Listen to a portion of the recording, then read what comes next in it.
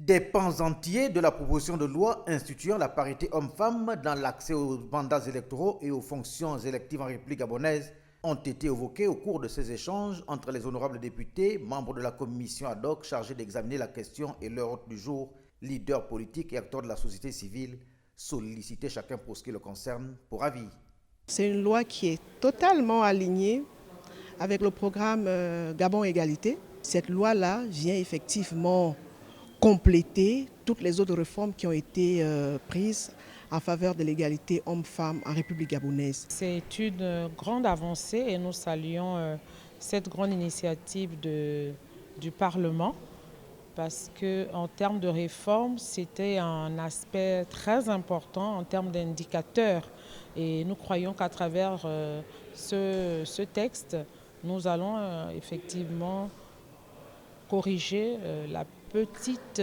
C'était un peu le petit nœud en termes de droits des femmes au Gabon parce qu'il y a eu de nombreuses réformes du code civil, code pénal et code du travail. Et la représentativité des femmes dans les parlements constitue un indicateur majeur. C'est une manière de reconnaître la compétence des femmes.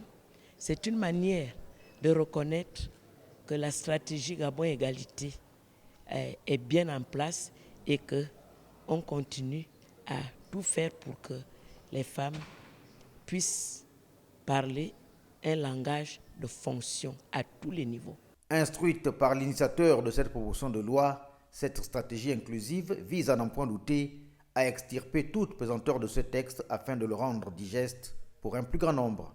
J'ai eu l'occasion d'indiquer quelles sont les conditions, le cadre qu'il faudrait créer pour pouvoir permettre à ces femmes-là de s'exprimer, de s'engager avec assurance, parce qu'aujourd'hui, faire de la politique au Gabon, c'est un véritable risque pour les femmes, et je dirais même pour les hommes.